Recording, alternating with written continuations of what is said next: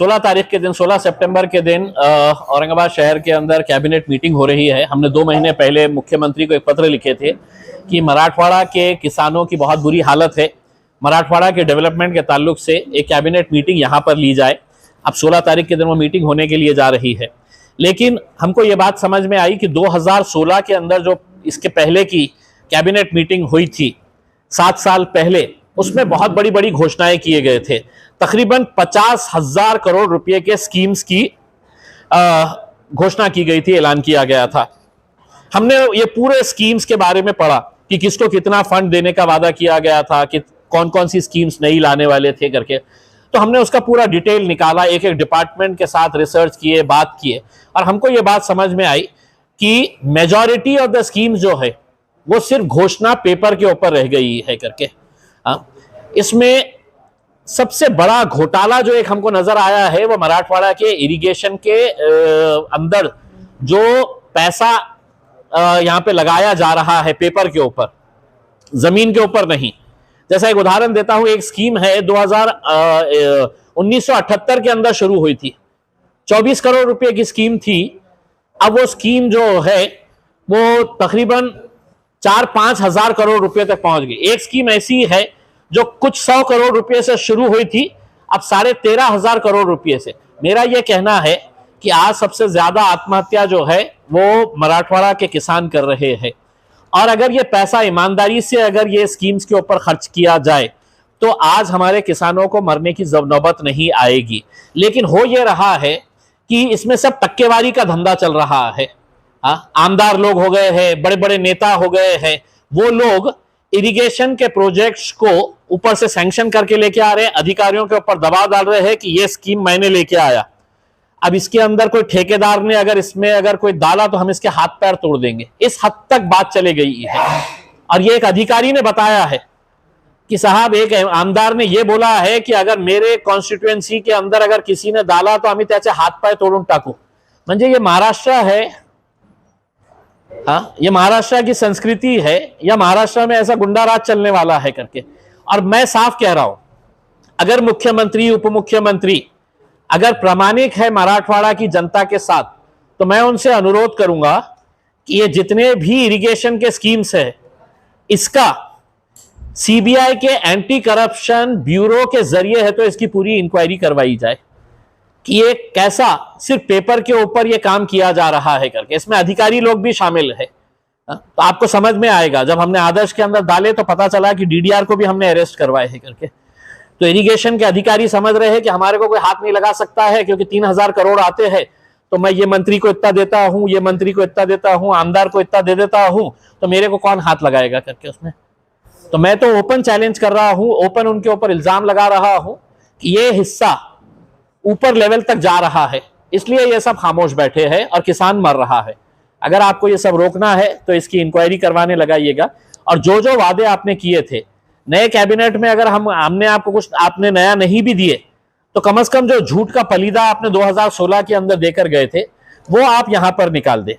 और चूंकि देवेंद्र फडणवीस साहब भी आ रहे हैं, बहुत बड़ा मोर्चा निकाले थे उन्होंने महानगर पालिका के ऊपर, बहुत बड़ा मोर्चा निकाले थे कि औरंगाबाद की जनता के लिए उनका प्रेम जो है, प्यार जो है, वो उमड़ के बाहर आ रहा था कि मैं कितना चिंतित हूं। उनकी महिलाओं ने 9 वारी साड़ी पहन के एक फुकट का हंडा उनको दिया गया था, तो वो हंडा है तो यहाँ पे लगाकर है, तो वो रोड पे डांस कर रहे थे और ऐसा बता रहे थे कि पानी आ गया है करके।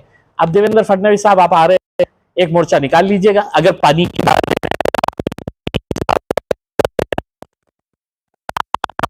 आ रही है, हम आपका स्वागत करते हैं, लेकिन नए घोषणा करने से पहले पुराने का हिसाब किताब अगर बता दें तो वो मेरे हिसाब से ज्यादा बेहतर रहेगा।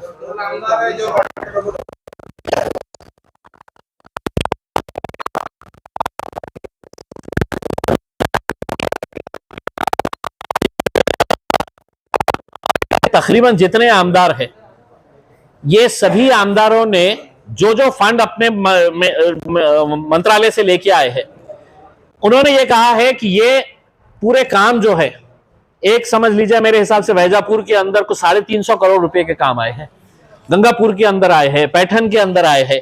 हर एक ने ये बोल दिया है कि ये काम मेरा ठेकेदार करेगा और उसके बदले में ठेकेदार ने उनको 15% कमीशन देना।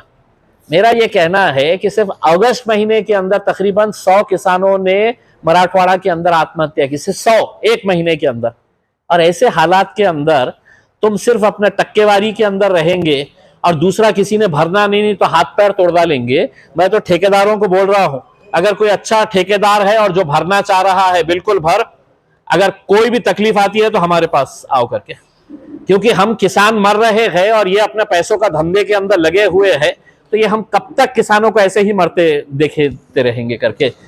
गनीम कावा जो है हमारा है कि उनका ये उम्मीद रहती है कि सरकार मराठवाड़ा के ऊपर भी ध्यान दे करके, क्योंकि महाराष्ट्र के अंदर सबसे ज्यादा दुर्लक्षित अगर कोई क्षेत्र है तो वो मराठवाड़ा है।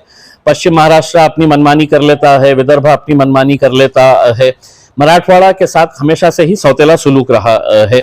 इससे पहले की जो कैबिनेट मीटिंग हुई थी वो 2016 के अंदर हुई थी और 2016 के बाद अब 2023 को ये कैबिनेट मीटिंग हो रही है।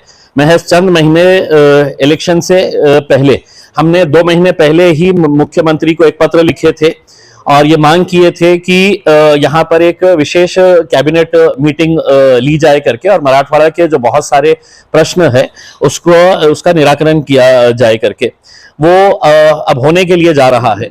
लेकिन कैबिनेट मीटिंग का मतलब ये नहीं होता है कि महज आए यहाँ पर पूरे शहर को चकाचक कर दे, चंद घंटों के लिए आप आए, करोड़ों रुपये का फजीता करे और वापस चले जाए और यहां पर सिर्फ आश्वासनों की एक लिस्ट लंबी चौड़ी बनाकर यहां से निकल जाए। उनके जितने भी भक्त हैं वो तालियां बजाए, डांस करे, नाचे, गाए, हंसे कि देखो इतने क्या क्या चीजें हमारे को मिल गई है करके। अब हमने 2016 के अंदर जो कैबिनेट मीटिंग यहां पर हुई थी, उस कैबिनेट मीटिंग के अंदर क्या क्या फैसले लिए गए थे और उसमें से कितने काम हुए हैं, कितने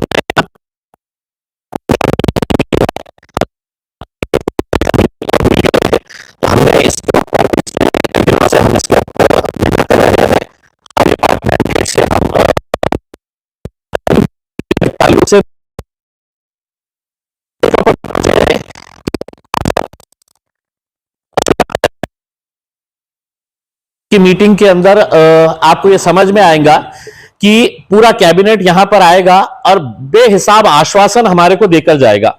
हम महाराष्ट्र सरकार से ये अनुरोध करेंगे कि आपकी कैबिनेट मीटिंग शुरू होने से पहले आप 2016 के जो जो वादे किए गए थे उसके ताल्लुक से हमको बताए कि वो फैसले कहां तक पहुंचे हैं और उसके बाद आपके नए झूठ का जो सिलसिला है, वो नए झूठ का सिलसिला है तो आप बाद में है तो उसको कैबिनेट मीटिंग के बाद ये कर ले।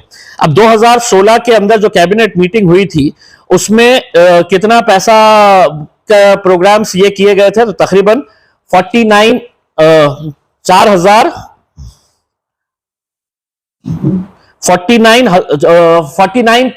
करोड़ यानी कि तकरीबन 50,000 करोड़ रुपए की घोषणाएं की गई थी कि 50,000 करोड़ रुपए के यहां पर अलग अलग प्रोजेक्ट्स के लिए ये काम किए जाएंगे करके।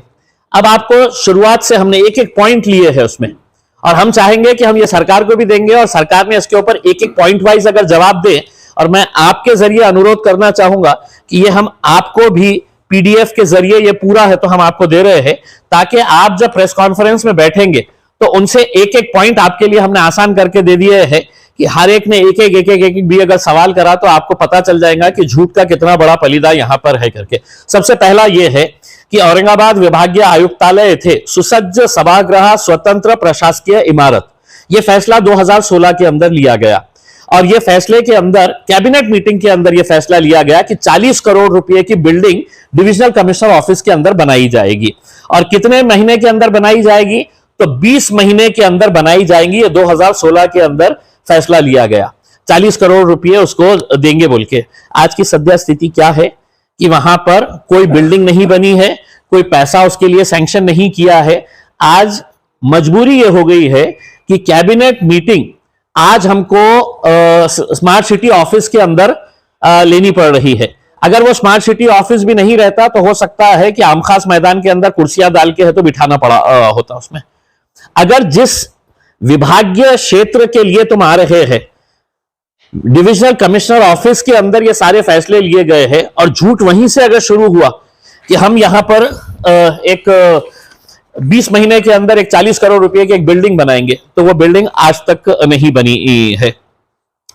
दूसरा ये है कि तुम दूसरों का तो छोड़ दो, मैं विशेषकर भारतीय जनता पार्टी के तमाम नेताओं से, दो केंद्रीय मंत्री है, एक राज्य के मंत्री है, यहां पर गोपीनाथ मुंडे साहब का क्या योगदान रहा है भारतीय जनता पार्टी को बढ़ाने के अंदर, ये इसके अंदर कहीं पर भी कोई दुमत नहीं है। हमारे राजनीतिक पार्टी से नहीं है, हमारा मतभेद है, लेकिन एक लोक नेता था, उनके नाम के ऊपर डॉक्टर बाबा साहेब अंबेडकर मराठवाड़ा विद्यापीठा अंतर्गत लोक नेता श्री गोपीनाथ मुंडे राष्ट्रीय ग्राम विकास संस्था यानी कि नेशनल इंस्टीट्यूट एक गोपीनाथ मुंडे साहब के नाम के ऊपर बनाने का फैसला लिया गया था। 2016 के अंदर इसको ये टोटल जो नेशनल इंस्टीट्यूट था, बड़ी ही गाजे बाजे के साथ उसको कि क्या क्या कोर्सेज रहेंगे और नेशनल लेवल का इंस्टीट्यूट रहेगा, तो इसको 279 करोड़ रुपीस का ये प्रोजेक्ट था कि हम गोपीनाथ मुंडे साहब के नाम की एक नेशनल लेवल एक संस्था हम बनाने वाले हैं करके 2016 के अंदर। उसमें से 12 करोड़ रुपये 14 कोटी लाख मंजूरी देण्यात आली, यानी 80 करोड़ के करीब समझ लीजिएगा। उसमें से 14 करोड़ रुपये को ही सैंक्शन दिया गया और यह संस्था शुरू करने के लिए आज तक महज 4 करोड़ रुपये दिया गया। 280 करोड़ में से 12 करोड़ सैंक्शन किए और 4 करोड़ रुपये दिए कि तुम ये संस्था स्टार्ट कर दो करके। अब 4 करोड़ के अंदर एक नेशनल लेवल की इंस्टीट्यूट कैसी स्टार्ट होगी, तो हमने इसकी जानकारी निकाले, पूरा रिटर्न के अंदर मंगाए। एक भी वहां पे इस गोपीनाथ मुंडे राष्ट्रीय ग्राम विकास संस्था के अंदर एक भी फुल टाइम स्टाफ नहीं है। तो यूनिवर्सिटी क्या कर रही है कि 10 टेम्पररी स्टाफ को लगाए हैं और बाकी जो है उनको आवरली बेसिस के ऊपर बुलाते हैं। उसमें इतने अच्छे अच्छे कोर्सेज के नाम दिए हुए हैं कि हम ये कोर्स चलाने वाले हैं, वो कोर्स चलाने वाले हैं करके उसमें। तो अब आप देखिएगा कि 280 करोड़ में से सिर्फ 4 करोड़ रुपए उनके खुद के अपने नेता, जिनकी सरकार महाराष्ट्र के अंदर भी है और केंद्र के अंदर भी है, तो आप इससे अंदाजा लगा सकते हैं। तीसरा, औरंगाबादला जागतिक वारसा शहर म्हणून घोषित होण्यासाठी प्रयत्न। ये कैबिनेट मीटिंग 2016 के अंदर क्यों किया गया कि औरंगाबाद को एक वर्ल्ड हेरिटेज सिटी के दर्जा मिलना चाहिए करके, क्योंकि यहां पर मलिक अंबर ने 1610 में औरंगाबाद शहर बसाए। फिर यहां पर बीबी का मकबरा है, पंचक्की है, नहरे अंबरी है, 52 दरवाजे है, सोनेरी महल है और बहुत सारी ऐसी चीजें हैं जिसकी वजह से यह फैसला लिया गया कि हम इसको एक हेरिटेज सिटी का है तो दर्जा दिलाएंगे। अब हमने ये पता किया कि कम से कम ये दर्जा दिलाने के लिए तो कोई पैसा खर्चा नहीं होने वाला है, इसके लिए सिर्फ एफर्ट्स लगने वाले हैं। टूरिज्म डिपार्टमेंट से बात करें तो टूरिज्म डिपार्टमेंट का कहना है कि सर आज तक हमारे को कोई प्रस्ताव इस तरह का आया ही नहीं है। उनका कहना है कि महानगर पालिका ने प्रस्ताव तैयार करना और वो टूरिज्म डिपार्टमेंट को देना, फिर टूरिज्म डिपार्टमेंट उसको ऊपर फॉरवर्ड करता है। तो महानगर पालिका ने आज तक इस शहर को हेरिटेज सिटी का दर्जा नहीं मिला। किसी भी शहर को जब हेरिटेज सिटी का दर्जा मिलता है तो सेंट्रल गवर्नमेंट से हम एडिशनल फंड्स ला सकते हैं for the preservation and conservation of heritage monuments. Central government इसके लिए फंड्स देती है। तो सिर्फ घोषणा हो गई, घोषणा होने के बाद आज तक कुछ भी नहीं हुआ है करके। आता कॅबिनेट मीटिंग म्हणजे फक्त औरंगाबादसाठी नसतं, डिव्हिजनसाठी असतं। तो तेर वस्तु संग्रहालयासाठी आता नवीन प्रशस्त इमारत, ये 2016 का फैसला है। आता नवीन प्रशस्त इमारत, अब इसके लिए उन्होंने तेर जो ये है उस्मानाबाद के अंदर, वहां पर एक शासकीय वस्तु संग्रहालयासाठी नवीन इमारत बांधण्याचा निर्णय घेतला कि वहां पर बहुत सारे जो ऐसे आर्टिफैक्ट्स है, मूल्यवान ऐतिहासिक वस्तु है, उसके डिस्प्ले के लिए, उसके कंजर्वेशन के लिए वहां पे उन्होंने ये फैसला लिया कि हम ये बनाएंगे करके। अब हमने सोचा चलिए उस्मानाबाद के अंदर है, कुछ ना कुछ तो हुआ होगा करके। तो फिर हमने पहले टूरिज्म डिपार्टमेंट से बात करें तो बोला हमारे पास नहीं आता है। आर्कियोलॉजी से बात करें, फिर आर्कियोलॉजी वालों ने हमारे को बहुत अच्छी इसकी जानकारी दी। उन्होंने ये बताया है कि हमको 1 हेक्टेयर जगह, कैबिनेट का फैसला होने के बाद 1 हेक्टेयर जगह अलॉट कर दी गई। 2016 के अंदर इसको मान्यता भी मिल गई कि भाई ये अपने को ये यहाँ पर ये बनाने का है करके। और उसके लिए उन्होंने 15 करोड़ रुपये सैंक्शन किए, ये संग्रहालय बनाने का है करके उस्मानाबाद के 13 में। उसके बाद पता चला कि वो जमीन जो है वो वहां पे अतिक्रमण है, वो अतिक्रमण निकाल नहीं सकते हैं, वो जमीन बराबर नहीं है। तो अब 2016 का जो फैसला था, अब उसको वही वस्तु संग्रहालय पूरा करने के लिए अब जो पहले 7 करोड़ रुपये का प्रस्ताव था, वस्तू संग्रहालयाकरिता 7 कोटी रुपयांची 2000 मान्यता देण्यात, त्यानंतर मुख्य इमारतीकरिता सुधारित 15 कोटीची मागणी करण्यात आली होती। पहले 7 करोड़ रुपये दिए, उन्होंने बोले कि 7 करोड़ के अंदर नहीं बनता है, 15 करोड़ रुपये देना करके। तो 15 करोड़ रुपये का उन्होंने प्रस्ताव भेजे 2016 के अंदर कि 7 करोड़ के अंदर नहीं होगा, इतना बड़ा हमारे को संग्रहालय बनाने का है, इसको एडिशनल फंड लगेगा।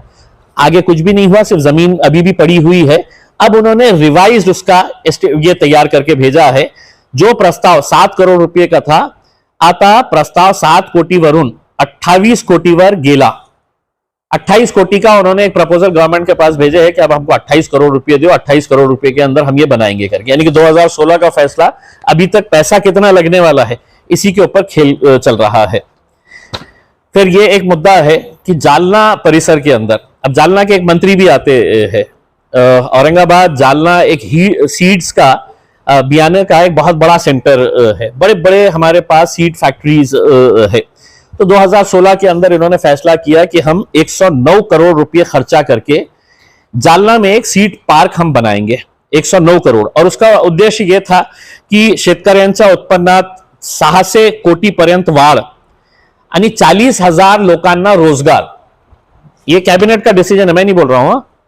जैसा मोदी जी वहां पे है तो फेंकते रहते हैं, तो यहां पे आके ये लोग 40,000 लोगों को नौकरियां मिलने वाली है करके ये फैसला उन्होंने लिए है। और ये जब सीड पार्क बन जाएगा तो 6,000 कोटींची उलाढाल होना है, 6,000 करोड़ रुपीस की।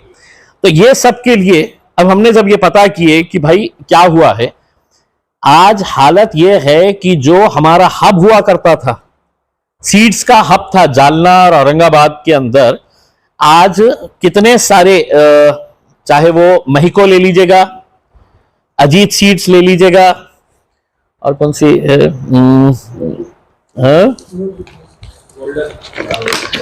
तो ये सब में 1025 कोटी रुपये। मग तृतीय सुधारित प्रशासकीय मान्यता देण्यात आली 2014-15ला, किती रुपयाची? 2,342 कोटी रुपये। म्हणजे ते 24 कोटी रुपयाचा प्रकल्प होता 2016ला, त्याची प्रशासकीय सुधारित प्रशासकीय मान्यता होती 2,342। आणि आता जेव्हा कॅबिनेट मीटिंग होणार आहे त्याचा प्रस्ताव येणार आहे ते किती रुपयाचा? तर 3,070.52 कोटी, 3,070 crores and 52 lakhs। म्हणजे 1978 ला सुरू झालेली हे स्कीम 24 कोटीची, आज याचा निर्णय मुख्यमंत्री आणि 2 उपमुख्यमंत्री इतका अभिमानाने सांगेल की बघा आम्ही मराठवाड्यासाठी काय करत आहे, तर सुधारित मान्यता देण्यात येणार आहे 3,070 कोटी रुपयेची। आणि आज ही हे प्रकल्प कधी पूर्ण होणार याची माहिती कुणालाही नाही आहे। बहुतेक सरकार जेव्हा जाईल तिच्या अगोदर ते पुन्हा एकदा सुधारित हे करेल। तसाच प्रकारे मराठवाडा विभागातील 45,000 हेक्टर क्षेत्राचा समावेश नांदूर मधवेश्वर प्रकल्पाचा 2,210 कोटी रुपये किमती सुधारित प्रशासकीय मान्यता, हे पण 2016ला देण्यात आली होती। कोणत्या प्रकल्पाला? नांदूर मधवेश्वर प्रकल्प। याची सगळी माहिती जी आहे ते कुठे कधी सुरू झाली होती, किती पैसे सुरुवातीसाठी लागणार होते, आता याच्यासाठी ही नवीन सुधारित प्रस्ताव या कॅबिनेट मध्ये याच्या बाबतीत देणार येणार आहे। त्याची किंमत असणार आहे 3,000 कोटी रुपये। 3,000 कोटी रुपयेचा हे प्रस्ताव या कॅबिनेटमध्ये घोषणा करणार आहे आणि आपण खूप टाळ्या वाजवणार आहे की बघा आपल्या पाणीसाठी आपण. आणि हे इनिशियली जेव्हा स्टार्ट झाली होती तर 280 कोटी रुपयाची होती, आता 3000 कोटी रुपयाचा प्रस्ताव हे देण्यात येणार आहे. तिसरा म्हणजे हे मराठवाड्यासाठी खूप महत्वाचं आहे. कृष्णा मराठवाडा प्रकल्प टप्पा 1 पूर्ण करण्यासाठी 4817 कोटी रुपये याचाही नवीन प्रस्ताव येणार आहे. आता याच्यामध्ये पाणी किती आपल्याला मिळणार आहे, कितीचं आश्वासन देण्यात आलेलं आहे, आणि जे इरिगेशनचे ऑफिसर ज्यांच्या सोबत मी बसलेलो आहे आणि ते पण खूप चिंतित होते की कशा प्रकारे आज याच्या पैशाचा विल्हेवाट होत आहे. त्या पैशाचा एका अधिकाऱ्यांनी सांगितलं की साहेब जे पैसा याच्यासाठी आपण डिक्लेअर करत आहे त्याचा 50% ही खर्च झाला, 50%, तर मराठवाड्याच्या पाणीची समस्या पूर्णपणे संपून जाईल. आता नवीन हेच इरिगेशनसाठी नवीन टेंडर्स काढण्यात आलेले आहे. आणि मी प्रामाणिकपणे बोलतो, लोक नाराज होतील, लोकप्रतिनिधी माझ्यावर नाराज होतील की तुम्ही आमची कशाला पोल. एका तालुक्यामध्ये 350 कोटी रुपयाचे टेंडर्स निघालेले आहे एका तालुक्यामध्ये.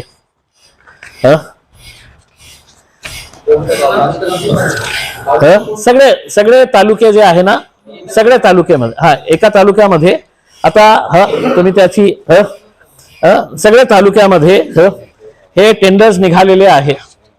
आता तिकडचे एक राजनैतिक पक्षाचे नेते आहे, आमदार आहे, त्यांनी सगळ्या अधिकाऱ्यांना सांगितलेले आहे या 350 कोटी रुपयाचे जे काम आहे ते फक्त माझे ठेकेदार करतील आणि कोणी बाहेरचा आला तर आम्ही त्याचे हातपाय तोडून टाकू. अशा प्रकारची दमदाटी एका अधिकाऱ्याला एका आमदारांनी केलेली आहे 350 कोटी रुपयाचे, आणि रिटर्न मध्ये 15% त्यांना द्यायचं आहे. आता तुम्ही याच्या बाबतीत विचार करा की हे जे पैसे आलेले आहे, मी तर माझ्या वतीने सांगतो, जे ठेकेदाराला प्रामाणिकपणे काम करायचे आहे तुम्ही कोणत्याही आमदाराला घाबरण्याची आवश्यकता नाही. माझ्याकडे या, टेंडर भरा, रितसर काम करा, तुला सुरक्षा देण्याची जबाबदारी माझी असेल. कारण अशाच प्रकारे हेच नेते मंडळींनी आज मराठवाड्याची वाट लावलेली आहे. शेतकरी मरत आहे तरीही त्यांना 15% पैसे पाहिजे. हे किती दिवस आपण सहन करणार? किती दिवस आपण गप्प बसणार? मंत्र्यांना माहित नाही आहे का की काय काय चाललेलं आहे करके इथे आहे, त्यांना हे माहित नाही आहे असं नाही आहे. आता त्याच्या बाबतीत अगर समजा मुख्यमंत्री प्रामाणिक असेल, उपमुख्यमंत्री प्रामाणिक असेल तर त्यांनी आपल्या ऑफिसर्सची मीटिंग घ्या, नाही तर ते प्रामाणिक आहे आणि तुम्हाला काही हफ्ते त्याच्यामधून मिळत नाही तर तुम्ही हे जे इरिगेशनचे सगळे प्रोजेक्ट्स आहे ते सगळे प्रोजेक्ट्सची अँटी करप्शन ब्युरो सीबीआयच्या मार्फत किंवा एन्फोर्समेंट डायरेक्टोरेटच्या मार्फत आपण याची सगळ्याची चौकशी लावणार आहे का? नाही तर माझा थेट आरोप आहे की जे तुमचे आमदार 15% या ठेकेदाराकडून घेत आहे, शेतकऱ्यांचा जीव गेला मेला चालेल पण आपले पैसे आपल्याला मिळायला पाहिजे, या उद्देशाने हे जे काम चाललेलं आहे, तुम्हाला तुमचा पर्सेंटेज त्याच्यामध्ये मिळत आहे म्हणून तुम्ही गप्प बसलेले आहे. नाही तर तुम्ही याची लावा, तुम्हाला सगळं काही कळेल की कशा प्रकारे 28 कोटीची स्कीम आज 13,500 कोटी रुपये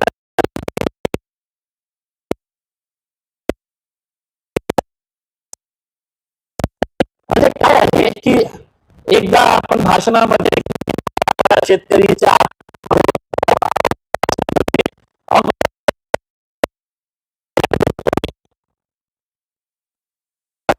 99 शेतकऱ्यांनी आत्महत्या केलेली आहे एका महिन्यामध्ये.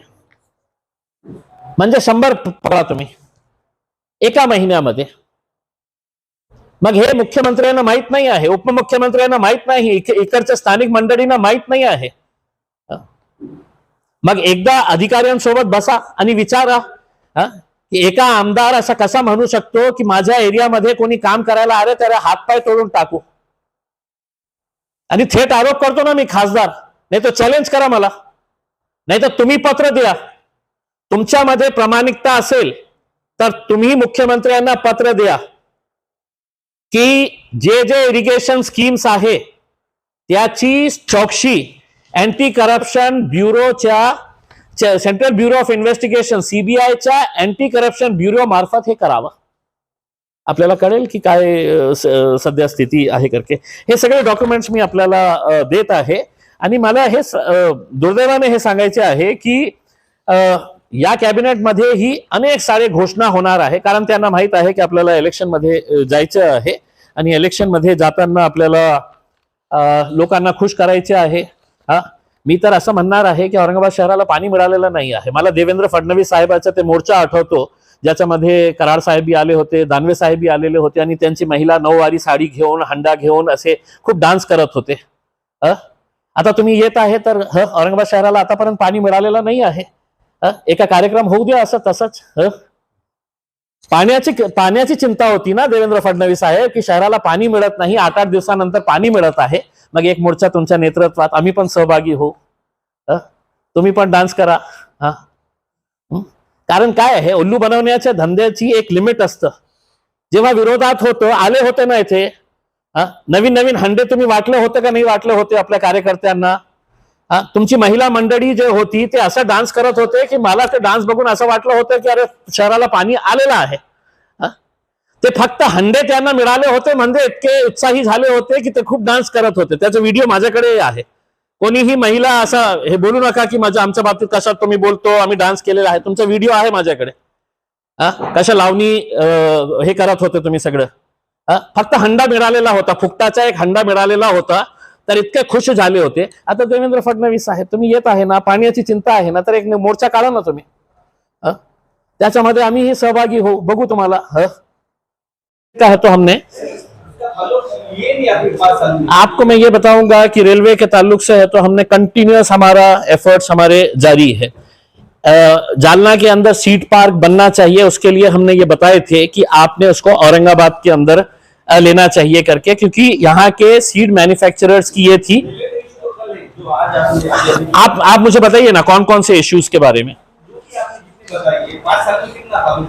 देखिए मेरे जितने भी फॉलोअप्स हुए हुए हैं जो भी इश्यूज के ऊपर, वो सभी इश्यूज के हमारे जितने भी करस्पॉन्डेंस है, मैं हमारे ऑफिस की टीम को बोलूंगा कि आपको तो पूरे वो लेटर्स के साथ भेज दें करके. उसमें दुर्भाग्यवश आपने छापा नहीं होगा तो मेरे लिए उसके वो नहीं है, लेकिन मेरे तरफ से एफर्ट्स नहीं हुए हैं करके उसमें. अब इरिगेशन के ताल्लुक से मेरा फॉलोअप नहीं था, मैं आपको क्लियर बता रहा हूं. लेकिन इरिगेशन की अब जब हमने है तो इसके अंदर पूरा जब देखे इसके अंदर कि ये स्कीम कहां से लेके कहां तक आ गई है करके, इसमें हमने गोपीनाथ मुंडे स्मारक ये जो यहां का था यूनिवर्सिटी के अंदर बनने वाला, हमने उसको है तो वेलकम किया था.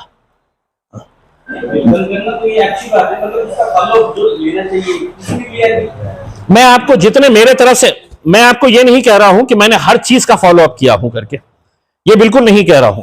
और मेरी उम्मीद यह रहेगी कि मैंने जितने किया हूं वो मैं आपको भेज दूंगा. और यही तीखे अंदाज में आप 6 मंत्रियों से भी अगर सवाल कर लेंगे तो मेरे लिए बहुत बड़ा आपके उपकार हो जाएगा, मतलब और मराठवाडा के ऊपर उपकार हो जाएगा. मी ही पत्रकार होतो, माझी एक लिमिटेशन्स आहे. मी निर्णय घेऊ शकत नाही, मी मुद्दे बाहेर काढू शकतो, तुम्ही ही आपल्या पेपरमध्ये छापू शकतो, पण निर्णय घेण्याचा अधिकार जे आहे ना ते कॅबिनेटमध्ये मला बसण्याचा अधिकार नाही आहे. मी आपल्याला हे सांगतो, कॅबिनेटमध्ये मला बसण्याची संधी दिली तर मी त्यांना हे विचारू की तुम्ही हे केलं होतं त्याच्या बाबतीत काय झालेलं आहे. तर मी असं नाही म्हणतो की मी माझ्या वतीने हे सगळे जे तुम्हाला देत आहे याचा अर्थ हे आहे का की म्हणजे इम्तियाज जलीलने फॉलोअप केला नाही म्हणून हे काम झाले नाही. काय के अरे साहब ये मिल गया तो अब ये विकास का ही है ये पूरा उसके अंदर. ये पूरे नहीं साहब, ये मोर्चा फोर्चा के लिए हम निकालेंगे उसका. हम इनका झूठ ला रहे हैं आपके सामने. अब वो झूठ है तो आप इनके सामने रखिएगा उसके अंदर. और हमने ये है ना कि हम इसके लिए क्यों, हमारे पास और भी दूसरे अच्छे मुद्दे हैं इसके अंदर. ये हम इनका सिर्फ झूठ को है तो हमने आपके सामने लेकर आए हुए हैं उसमें। अगर इसके जवाब अगर वो दे देते हैं तो विकास खुद ब खुद हो जाएगा।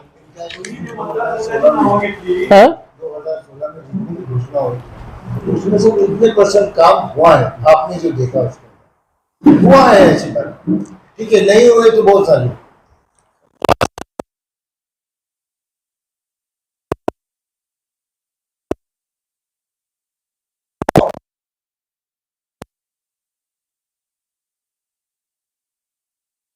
हो गया है करके हमने ऐसा नहीं है कि मतलब कुछ भी काम नहीं हुआ है करके हमने ये नहीं बोले हैं कि मतलब कुछ भी काम नहीं हुआ है। जो हो गए हैं हमने उसकी भी डिटेल्स डाले हैं। अगर आप इजाजत दे तो हम आपको वो भी बता सकते हैं कि मतलब इसके अंदर कौन कौन से पीडीएफ के अंदर कौन कौन से काम हुए हैं करके हमने उसके बारे में भी हमने पूरी जानकारी दिए है उसमें। जैसा औरंगाबाद येथे जल संधारण आयुक्तालयाची स्थापना हो गई, हमने डाले हैं उसके अंदर कि हो गई है करके। लेकिन सिर्फ बिल्डिंग बनाने से आयुक्तालय बनता नाही है, त्याच्यासाठी स्टाफ पाहिजे आणि ते स्टाफची पूर्तता झाली का नाही। मग तुमच्याप्रमाणे तर हे झालेलं आहे की नाही साहेब, त्यांनी केलं होतं घोषणा की आयुक्तालय आम्ही स्थापन करणार, ते केलं, पण आजची परिस्थिती काय आहे, अनेक पदे रिक्तच आहेत, कायमस्वरूपी पदभरती झालीच नाही। मग मिळालं का पाणी, सत्तेमध्ये आले की गप्प बसायचं। तो ये सारे चीजें हैं। एक आखिरी का मुद्दा जो हम समझते हैं कि थोड़ा सा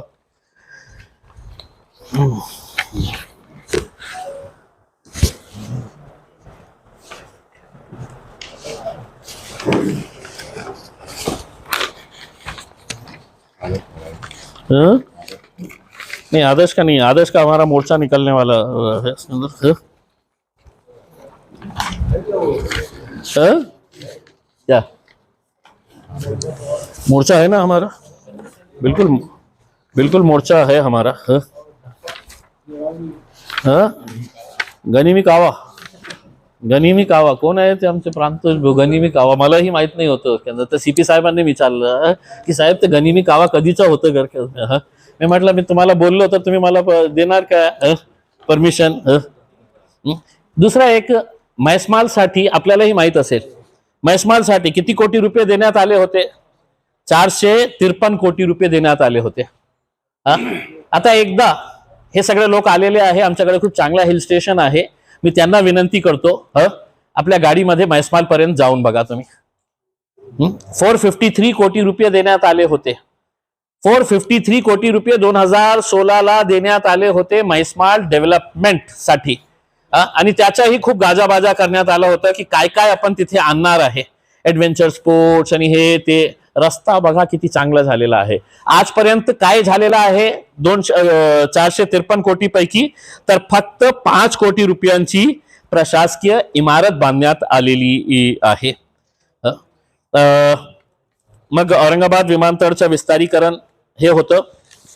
तर हे सगळे मुद्दे जे आहे ना खूप आम्ही त्याच्यावर स्टडी केलेली आहे आणि स्टडी करून हे सगळे अधिकाऱ्यांशी बोलून आम्ही हे बाहेर काढलेले आहे। एक मुद्दा जे राहिलेला आहे ते रेल्वेच्या संदर्भात। उद्या आम्ही रेल्वेच्या संदर्भात आपल्याला सांगतो की वैष्णव साहेब जे केंद्रीय मंत्री आहे रेल्वेचे, रावसाहेब दानवे साहेब आणि देवेंद्र फडणवीस साहेबांनी मराठवाड्याला कशा रेल्वेच्या बाबतीत उल्लू बनवण्याचा धंदा केलेला आहे, पुराव्यासहित त्यांच्या व्हिडिओच्या स्टेटमेंट सहित मी आपल्याला त्याची जानकारी देणार आहे। कारण हे खूप मोठं होतं, तर मी म्हटलं की रेल्वेच्या बाबतीत मी तुम्हाला पुरावे सहित तुम्हाला देतो आणि माझी अपेक्षा हेच आहे की आपण याला चांगलं कव्हरेज दिलं तर मराठवाड्यासाठी काही प्रामाणिकता असेल। आणि माझी एक विनंती आहे की नवीन घोषणावर तुम्ही विश्वास ठेवू नका, ते सगळं इलेक्शनच्या कॅम्पेनिंगची स्ट्रॅटेजी असणार आहे, त्याच्यामध्ये काहीही साध्य होणार नाही। फक्त त्यांना हे सांगा जे तुम्ही पूर्वी 7 वर्षापूर्वी घोषणा केली होती त्याचेही बाबतीत आम्हाला बोला की काय काय झालेले आहे, आम्हाला नवीन काही नाही पाहिजे।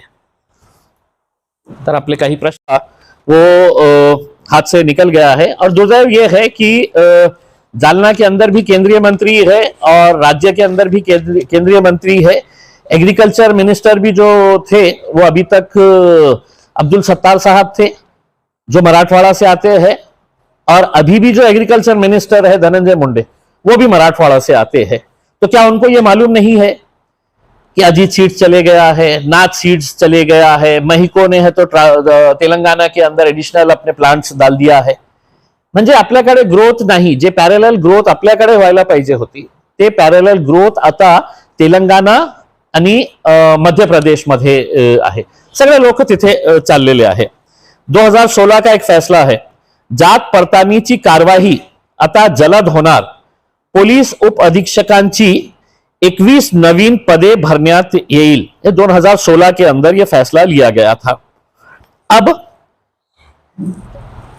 36 जिला निहाय जात प्रमाण पत्र पड़तालनी समितियां, आपको मालूम है कि कास्ट वेरिफिकेशन के लिए कितना लोगों को तकलीफ होती है और कितना लोगों को कितना कई महीनों सालों तक है तो इंतजार करना पड़ता है वेरिफिकेशन के लिए। तो उस वक्त 2016 के अंदर उन्होंने बोले हैं। अब आज की स्थिति में बताता हूं, पूरे जितने भी पोस्ट है इनके, उपायुक्त, संशोधन अधिकारी, पुलिस उप अधीक्षक और पुलिस निरीक्षक, अब पुलिस उप अधीक्षकांची 21 नवीन पदे भरण्याचा निर्णय 2016च्या कॅबिनेट मीटिंग मध्ये घेण्यात आला होता। आजची स्थिती काय आहे मी आपल्याला पूर्ण आकडा सांगतो की मंजूर पदे हे 36 जिल्ह्यामध्ये जे आहे त्याच्यामध्ये 180 मंजूर पदे आहे, 180 पोस्ट है। भरलेली पदे किती आहे तर 91, आणि रिक्त पदे किती आहे तर 89 प्लस 3 वेगळे, तो ऑलमोस्ट 50% पदे रिक्त आहे। आणि तुम्ही जे निर्णय घेतला होता कॅबिनेट मध्ये 2016 की पोलीस उप अधीक्षकांची 21 पदे आम्ही भरणार आहे, त्याचा हाल काय आहे की मंजूर जे आहे टोटल 36 पदे आहे, त्याच्यापैकी भरलेली फक्त 8 पद आहे, फक्त 8 पद। म्हणजे घोषणा केली, गेले पळून। दलील को हम इलेक्शन में खड़ा करेंगे तो हम जीतेंगे, हाँ मेरे को भी बोले थे, हमेशा कहते हैं। तो बात यह है कि इंडिया में आप शामिल होने वाले हैं या नहीं है, क्या साहब आप बोलिए ना उनको, जाके बड़े बड़े नेता जो है ना उनको बोलिए ना, हम तो तैयार है ना साहब। हमको तो भारतीय जनता पार्टी को हराने का है। हम कोई गधा खड़ा रहेगा बाहर और वो बोलेगा कि चल मैं निकला हूं मोदी जी को हराने का है, भाजपा को हराने का है, तो हम उस गधे का साथ दे डालेंगे। तुम तो इतने बड़े बड़े नेताओं की बात कर रहे हैं, त्यांना सांगा ना, तुम्ही विचारा ना त्यांना, आम्ही इतका है साहेब, आम्ही इतका है। जब दलील खड़े होते हैं तो हम जीत जाते हैं। साहब 2014 में भी बोले थे उन्होंने, और 2019 में भी बोले हैं, और मेरे को इतनी खुशी हुई कि 2024 में भी बोल रहे हो। तो ना जब जब बोलते हैं मैं जीत के आता हूँ, जब जब बोलते हैं मैं जीत के आता हूं उसमें। दूसरा मेरा ये कहना है कि देखिए ये मुद्दों से भटकाने के लिए ये अपन ने सारे उसके अंदर, मेरी अपेक्षा ये है कि अपन इसके बारे में अगर थोड़ा सा ये करेंगे उसके अंदर। देखिए इलेक्शन आएगा, कोई हारेगा कोई जीतेगा, उसके अंदर असं नाही आहे की इम्तियाज जलील मध्ये 50 वर्षासाठी आता लिहिलेला आहे की मीच खासदार, मी काम केलं असेल तर लोक मला निवडून देईल, मी काम केलं नसेल तर लोकांनी मला निवडून द्यायचेच नाही। मैं सगळ्यांच्या बाबतीत बोलतो, माझ्या बाबतीतच नहीं। मैंने काम नहीं किया तो लोगों ने मुझे चुन के ही नहीं देना चाहिए। उसके काम किया है तो फिर ऐसे 50 राव साहेब दानवे खड़े हो जाओ, 50 काही फरक पड़णार नहीं।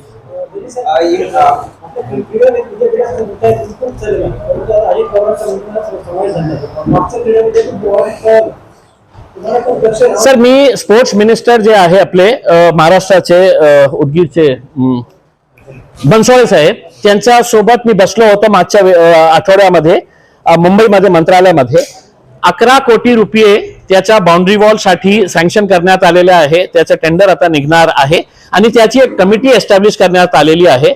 आणि मला आनंद आहे की त्या कमिटीमध्ये ओमप्रकाश बकोरिया सारख्या अधिकाऱ्यांनाही घेण्यात आलेला आहे, कारण आपल्याला माहित आहे की विद्यापीठ पाहिजे, पण त्या विद्यापीठामध्ये आपल्याला काय करायचं आहे, त्याचा सिलेबस काय असणार आहे, त्याच्यासाठी हे सगळं सुरू आहे। आणि मी आपल्याला हे सांगतो की नाही, ते विद्यापीठ आम्ही आमच्यावर केसेस घेतलं, आमच्या सगळ्यांच्यावर केसेस आहे। आम्ही सुभाष देसाई साहेबांना काळे झेंडे दाखवले होते की तुम्ही आमची विद्यापीठ पळवून नेलेली आहे, तर आमच्यावर केसेस झालेले आहे, पण ते आम्ही परत आणलेले आहे आमच्या जिल्ह्यासाठी। मी आज इतकं मीडिया समोर हे जे बोलत आहे तर काहीतरी जबाबदारी असेल ना माझी, नाही तर सांगा की इम्तियाज जलील खोटं बोलत आहे। बोला मी त्यांना सांगतो, एकनाथ शिंदे साहेबांना, देवेंद्र फडणवीस साहेबांना, अजित पवार साहेबांना, की तुम्ही माझ्या बाबतीत बोला की इम्तियाज जलील झूठ बोलतो, ते खरं नाही आहे, ते सगळं खोटं बोलतो, त्यांनी बोलून नाही. आणि जसं जे हे प्रश्न विचारलेले आहे की मी स्क्वॉड तयार करणार आहे का, मी आपल्याकडे एक मुद्दा ठेवलेला आहे आणि असाच प्रकारे की नाही माझे ठेकेदार करणार आहे, मग दुसरेही ठेकेदार असेल ना की ज्यांना काम करायचे आहे, तर ते आम्ही हातपाय तोडून टाकू. अरे काय म्हणजे काय झालं, म्हणजे महाराष्ट्र आहे का कोणत्या दुसऱ्या राज्यामध्ये आपण राहतो की हातपाय तोडून टाकू तुम्ही ठेकेदारांनी काम घेतलं तर. टक्केवारीचा विषय हा फक्त आमदारकडे मिळाले पुढेही वरती पुढे माझ्या तर मी आपलं सांगितलं, मी आता आपल्याला सांगितलेलं आहे आणि मी स्पष्ट सांगितलेलं आहे की हे जे 3 नेत्यांचं मी नाव घेतलेले आहे त्यांच्यापर्यंत टक्केवारी जात नसेल किंवा त्यांचे जे मंत्री आहे डिपार्टमेंटचे त्यांच्याकडे टक्केवारी जात नसेल तर मी तुमच्यावर एक आरोप केलेला आहे, हे टक्केवारी तुमच्यापर्यंत येत आहे आणि नाही तर तुम्ही त्याची इन्क्वायरी लावा. जितके इरिगेशन प्रोजेक्ट्स आहे महाराष्ट्रामध्ये, मराठवाड्यामध्ये जे चाललेले आहे त्याची इन्क्वायरी लावा. आपको दूध का दूध, पानी का पानी, पानी कहाँ पे है उसके अंदर. आणि हे इरिगेशन के प्रोजेक्ट्स में जैसे म्हटलं ना कि सब जमीन के अंदर है, तो सब टेबल के नीचे से ही आ रहा है उसके अंदर. ये ईडी की बात कर रहे हैं आप. वाले है मराठवाड्यातील लातूर, जालना येथील विद्यार्थ्यांची मोठी सोय. राज्यातील अधिकाधिक विद्यार्थ्यांना आता अभियांत्रिकी महाविद्यालयात प्रवेश मिळणार. इन्होंने क्या किए थे कि इसका कन्वर्जन करेंगे, जो शासकीय तंत्र निकेतन ITI जो है उसको हम इंजीनियरिंग कॉलेजेस के अंदर कन्वर्ट करेंगे करके, ये इन्होंने 2016 के अंदर फैसला लिया था. 2016 के कॅबिनेट के अंदर काय झालं, घोषणा झाल्यानंतर फक्त 2च म्हणजे रत्नागिरी व यवतमाळ पॉलिटेक्निक कॉलेजचे रूपांतर इंजिनिअरिंग कॉलेज मध्ये झाले आहे. कुठले आहे ते, रत्नागिरी आणि यवतमाळ. आपला काय हाल, तर धुले, जालना, लातूर व सोलापूर या 4ही कॉलेजचे प्रस्ताव आजपर्यंत प्रलंबित आहे. अनेक विद्यार्थी इंजिनिअरिंगच्या शिक्षणापासून तर मला हे सांगायचं आहे, तुम्ही निर्णय घेतला होता ना की सर्व ITI आम्ही इंजिनिअरिंग कॉलेजमध्ये कन्वर्ट करणार आहे, फक्त 2च झालेले आहे. मग जे प्रस्ताव तुमच्याकडे आलेले आहे त्याच्यावर का बसलेले आहे त्याची उत्तर त्यांनी द्यावे आम्हाला.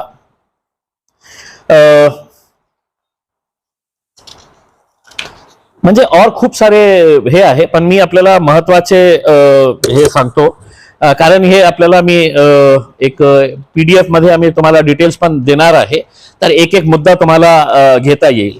आता सर्वात मोठा म्हणजे मराठवाड्यात सगळ्यात जास्त दुर्दैवाने आत्महत्या होते. महाराष्ट्रामध्ये किंवा देशामध्येही सांगता येईल की सगळ्यात जास्त आत्महत्या शेतकऱ्यांचे कुठे होतं, तर मराठवाड्यामध्ये होतो. आणि हे एक असा डिपार्टमेंट झालेला आहे की त्याची उच्चस्तरीय आपण ED मार्फत किंवा एक स्पेशल अँटी करप्शन CBIच्या अँटी करप्शन ब्युरो मार्फत त्याची चौकशी केली तर आपल्याला कळेल कि हे सब जमीन के नीचे वाला मामला है. तो जो भी जमीन के नीचे वाला मामला है वो टेबल के नीचे से है, तो उसका रिटर्न आते रहते हैं. हे डिपार्टमेंट असा झालेला आहे. आता इरिगेशनवर खूप मोठा मोठा घोषणा होणार आहे या मध्येही की आपण पाणी लासा आणणार, इथून आणणार, तिथून आणणार.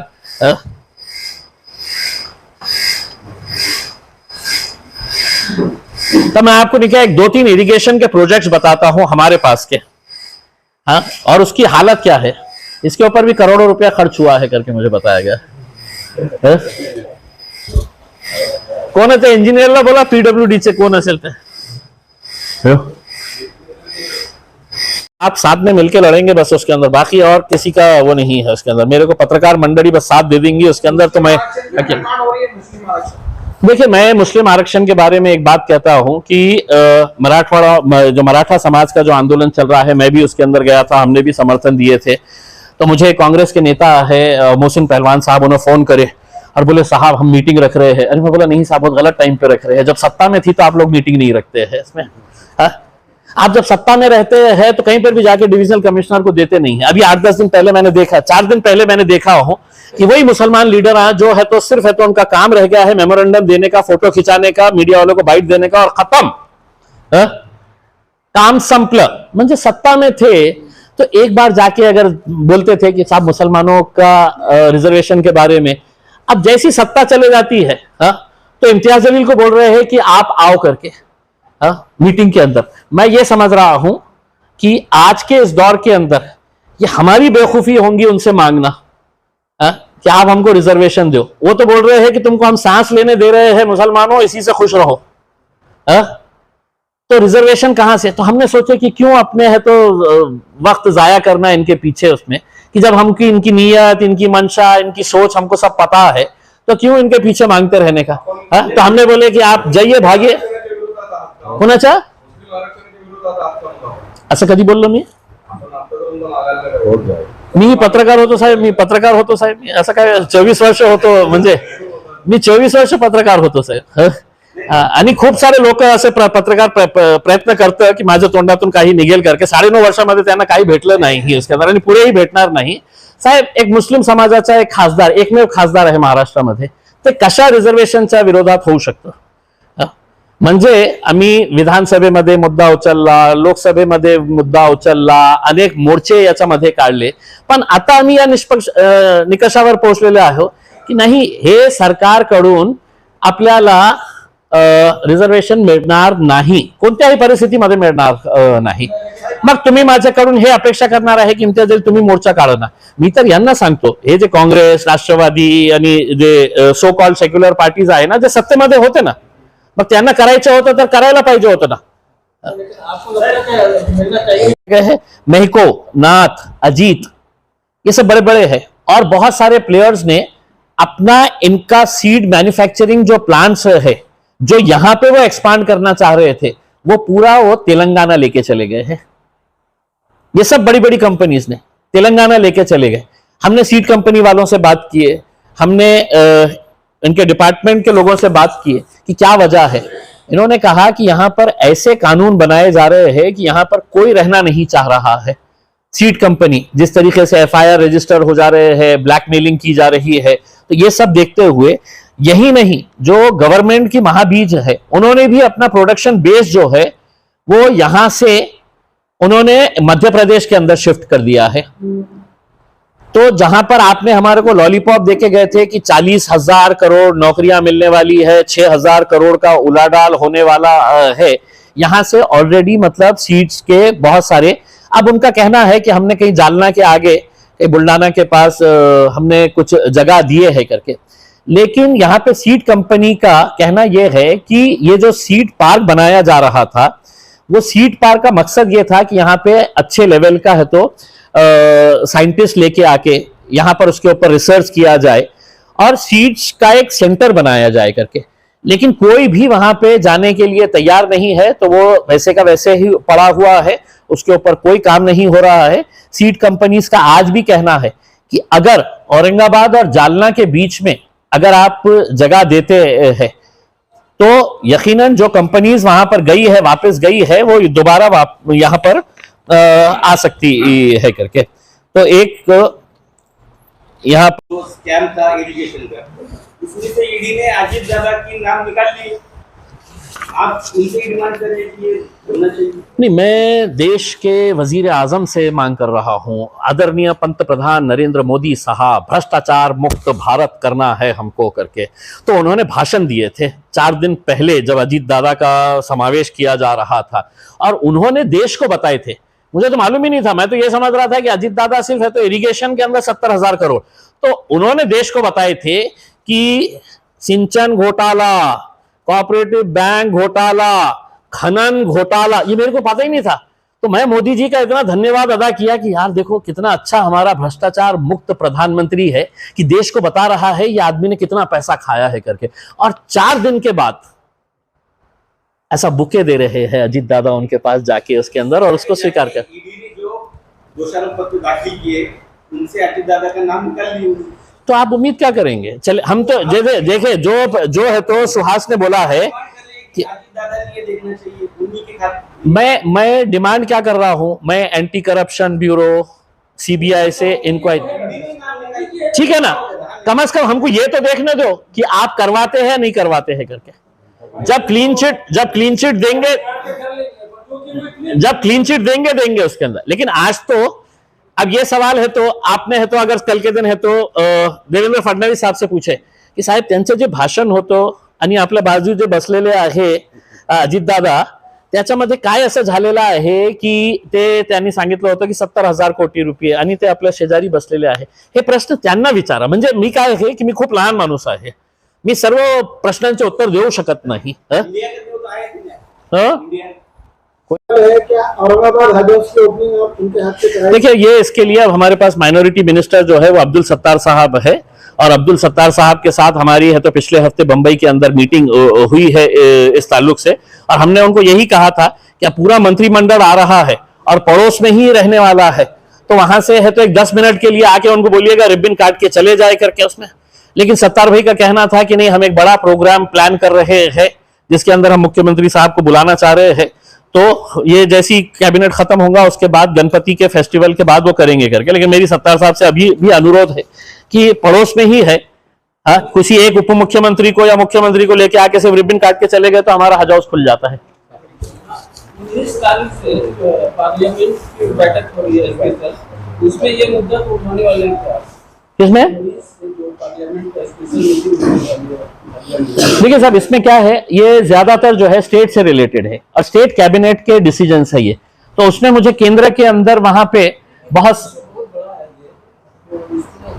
नहीं, देखिए हम जितना भी इसको हाईलाइट करने का है, हम इसके अंदर ज्यादा से ज्यादा ये मांग कर सकते हैं कि आप मराठवाड़ा के जितने भी इरिगेशन के प्रोजेक्ट्स है इसके अंदर पैसों की लूट हो रही है, और अगर गवर्नमेंट भ्रष्टाचार मुक्त भारत अगर देखना चाहती है तो इसकी इंक्वायरी सीबीआई के एंटी करप्शन विंग से करवा ले या एनफोर्समेंट डायरेक्टोरेट से, इसके पूरे जितने भी इरिगेशन के प्रोजेक्ट्स है इसके जरिए आप करवा ले करके, ये मांग हम रखेंगे पार्लियामेंट के अंदर। एक सेकेंड। और मुझे करार साहब ने बताया कि वो 1 ही घंटे के लिए आने वाले हैं, तो मैंने करार साहब को बोला यानी कि 1 ही घंटे के अंदर हमको खेलना है जो भी खेलना है आपके साथ, अमित शाह साहब के साथ। वो डायरेक्ट एयरपोर्ट से आएंगे, वो सभा करेंगे और चले जाएंगे करके उसमें। लेकिन हमारा ये कहना है, देखिए मैं आपको एक बात बताता हूं, आप मेरे फेसबुक पेज के ऊपर अगर जाएंगे तो श्रीनिवास तोतला नाम का एक 80 साल का एक आदमी है, श्रीनिवास तोतला, उसके 18 लाख रुपए है तो आदर्श के अंदर फंसे हुए हैं। 3 बच्चे हैं, 2 बच्चे पलट के देखते नहीं है। वो बूढ़ा आदमी और उसकी पत्नी वो एमजीएम हॉस्पिटल के अंदर पिछले आज 15 दिन से वेंटिलेटर के ऊपर है। मैं एमजीएम के अंदर गया और उसकी हालत देखा, पता चला कि एमजीएम वाले कभी 10,000 दो, कभी 20,000 दो, कभी 30,000 दो बोल के उससे पैसा ले रहे थे। मैंने एमजीएम के मैनेजमेंट को कहा कि अगर इससे 1 रुपया भी अगर तुमने लिए, 1 रुपया भी, तो तुम्हारा जितना चैरिटी के बेड्स का हिसाब है मैं पूरा बाहर निकालूंगा करके। कल मुझे बताया गया है कि मतलब उन्होंने बोले हैं कि अब हम इससे 1 रुपया भी नहीं लेंगे करके। सवाल ये पैदा होता है कि अगर अमित शाह साहब आ रहे हैं तो 70 साल पहले 75 साल पहले जे झालं होतं, आम्हाला अभिमान आहे की आम्ही मराठवाड्याचे आहे, मुक्ती संग्राम, मराठवाडा वेगळा झालेला आहे, ते एक इतिहास झालेला आहे। पण आज लोकांची काय परिस्थिती आहे, त्यांनी भाषणामध्ये हे पण उल्लेख करा की तुमच्याकडे जे डिपार्टमेंट आहे कॉपरेटिव्हचा, त्या कॉपरेटिव्ह मध्ये कशा प्रकारचा घोड सुरू आहे त्याच्या बाबतीतही त्यांनी बोललं तर आम्हाला चांगलं वाटेल। फक्त पॉलिटिकल स्पीच न देता माणसांच्या बाबतीतही काही बोला। मी मागच्या 2 वर्षापासून जात आहे आणि 17 तारखेला जेव्हा मी येईल, मुख्यमंत्र्यांपेक्षा जास्त कव्हरेज मला मिळतं की इम्तियाज जलील आला, म्हणजे रजाकार आलेला आहे त्या 70 वर्षापूर्वीचा, तर मी येतो, मला काही देणं घेणं नहीं। उसके अंदर अभी कैबिनेट के अंदर है तो उसके बारे में भी है तो चर्चा होने वाली है। आम खास मैदान के ताल्लुक से, आम खास मैदान का चूंकि है तो बहुत सारे इश्यूज है, तो हमने म्युनिसिपल कमिश्नर को बोला था कि हमको सूद गिरनी का ग्राउंड दे, तो सूद गिरनी के ग्राउंड को हमने जाके इंस्पेक्शन किया है। बहुत बढ़िया सा वहां पे हम स्पोर्ट्स फैसिलिटीज डेवलप करने वाले हैं उसके लिए ऑलरेडी कुछ पैसा मैंने लेके आया हूं, वो पैसा हमारे पास है। तो हमने कमिश्नर साहब को बोला कि इसका क्लियर आप अगर हमारे को करके दे डालेंगे। बाद में पता चला कि शहर के जितने बड़े बड़े लैंड माफिया है, डाकुआ जमीनों के, जहां खुली जमीन दिखी है ये मेरी है बोल के, तो वो पूरे वहां पे फंसे हुए हैं। लेकिन अब मैं जाने के बाद उनको बोल रहा हूं हाथ जोड़ के कि हट जाओ वहां से करके। आम खास का भी प्रपोजल कैबिनेट के अंदर रख रहे हैं, उसके लिए भी फंडिंग मांग रहे हैं। चलिए, थँक यू व्हेरी मच। चांगलं, म्हणजे माझे मुख्यमंत्री आहे ते, फक्त त्यांनी याचे उत्तर द्यावे, म्हणजे जे जे आम्ही प्रश्न उपस्थित केलेले आहे ते माझेही मुख्यमंत्री आहे। कॅबिनेट मीटिंग होत आहे, चांगली गोष्ट आहे, पण फक्त घोषणा नाही, काहीतरी प्रामाणिक अनाउन्समेंट्स, आश्वासन, इतके सारे आश्वासन मिळेल की तुम्ही पण हे म्हणजे एक फुल पेज जे आहे ना ते कव्हर केलं तरी ते कमी पडणार आहे, इतकं आश्वासन मिळणार आहे आपल्याला। घोषणा करायची 4,000 कोटी, 5,000 कोटी, 3,000 कोटी रुपये। मी तर जे जे कॉन्ट्रॅक्टर्सला प्रामाणिकपणे काम करायचे आहे, मी तुम्हाला संरक्षण देण्याची जबाबदारी घेतो। तुम्ही टेंडर भरा आणि कोणी दमदाटी करत असेल तर माझ्याकडे या। जे भाषा त्यांना करते आणि जे भाषा त्यांना इस्तेमाल करायची आहे ते आम्हीही करू, कारण शेतकऱ्याला आपण मरण्यासाठी सोडणार नाही। तुमच्या या 10%, 15%च्या नादीमध्ये काय काय आज मराठवाड्याचा हाल झालेला आहे, आणि त्याची हिंमत बघा। अधिकाऱ्यांना सांगितलेलं आहे की कोणीही भरला तर आम्ही त्याचे हातपाय तोडून टाकू। मग ते अधिकारी मला सांगत होतं की साहेब, याच्यापैकी त्यांनी 50% ही प्रामाणिकपणे काम केलं तर खूप मोठी समस्या हल होते। तुम्ही काढा ते सगळ्या टेंडर्सची सगळ्या कॉपी आपल्याला आपल्या डॉक्युमेंट्स मध्ये आपल्या डॉक्युमेंट्स मध्ये मी हे देतो आहे। गंगापूर आणि वैजापूरचे, गंगापूर, वैजापूर आणि पैठण, गंगापूर, वैजापूर आणि पैठण या तिघांचे मिळून, म्हणजे असं नाही आहे की आपल्याला माहित नाही आहे किंवा मुख्यमंत्र्यांना उपमुख्यमंत्र्यांना, मी आपल्याला सांगतो ना।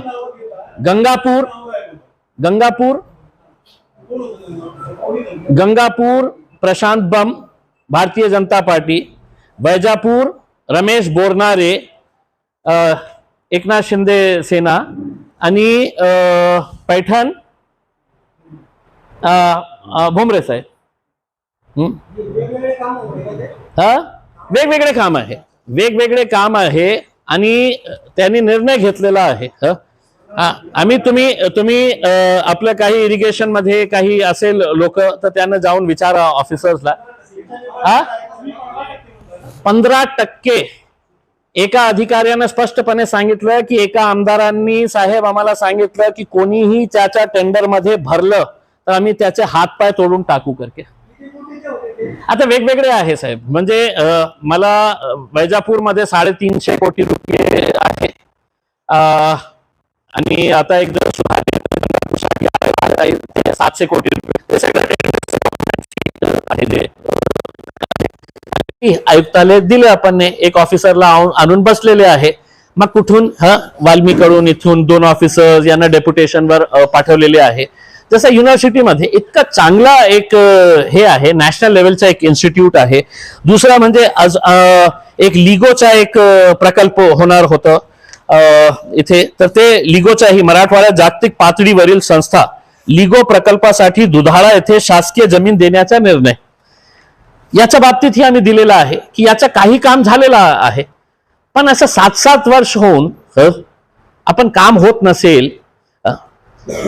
उस्मानाबादच्या जेव्हा मी सांगितलं 7 कोटी रुपयाचा प्रकल्प होता, ते आता तुम्ही सुधारित 28 कोटीचा प्रपोजल पाठवलेला आहे।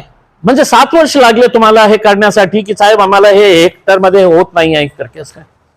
हाँ बोलिए। 34,438 हेक्टर क्षेत्राला सिंचनाचा लाभ मिळणार, हे 2016चा।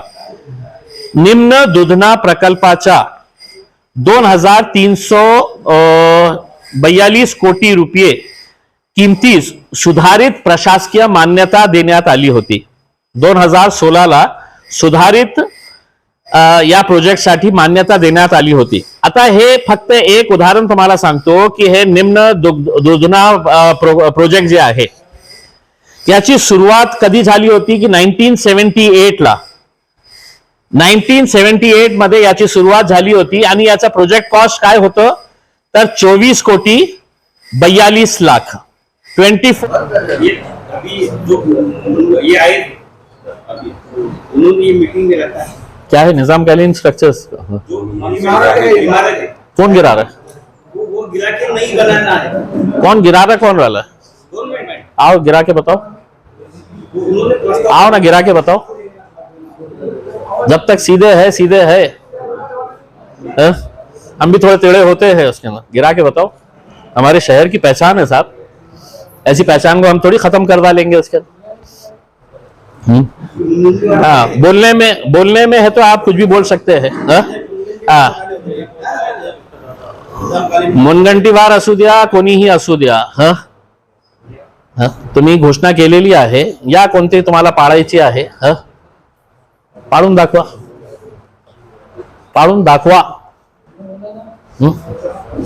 दिलं उत्तर मी. मिलना चाहिए. हाईकोर्ट का जजमेंट अगर आप पढ़ेंगे, मुझे पता नहीं है कि आपने पढ़ा है कि नहीं, हाईकोर्ट ने इतने क्लियर लफ्जों के अंदर बताया है. हाईकोर्ट का जो जजमेंट आया था कि मुसलमानों को 5% रिजर्वेशन एजुकेशन के अंदर मिलना चाहिए करके, तो उसकी बुनियाद के ऊपर हाईकोर्ट ने पूरा बताया था कि सबसे ज्यादा ड्रॉप आउट किसका है तो मुसलमानों का है. सबसे ज्यादा कम एजुकेटेड कौन है तो मुसलमान है.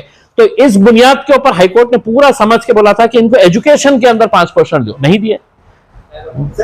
बात ये है कि जितने भी ठेवीदार है भरकल गेट से लेके आमखास मैदान तक मोर्चा निकलने वाला है और वो मोर्चा खत्म होने के बाद अमित शाह साहब आने वाले हैं, तो उनको भी थोड़ा सा बताएंगे कि आप आके सिर्फ यहाँ पे पॉलिटिकल भाषण मत दीजिएगा कि निजाम कैसा था, रजाकार कैसे थे. सबको मालूम है वो गए, चले गए, मर गए, खत्म हो गए. अब जो जिंदा है उनके बारे में भी बात करें तो ज्यादा बेहतर रहेगा. सबके नाम ले लिया ना मैंने आपको. सबके नाम ले लिया है. उसके अंदर एक तालुका के अंदर एक ही आमदार रहता है. जैसा जिले का एक ही खासदार है. अगर किसी ने आरोप लगाया कि खासदार बदमाश है करके उसमें तो चुन के आने वाला एक ही है. बाकी दो पीछे के दरवाजे से आए हुए वो अलग बात है.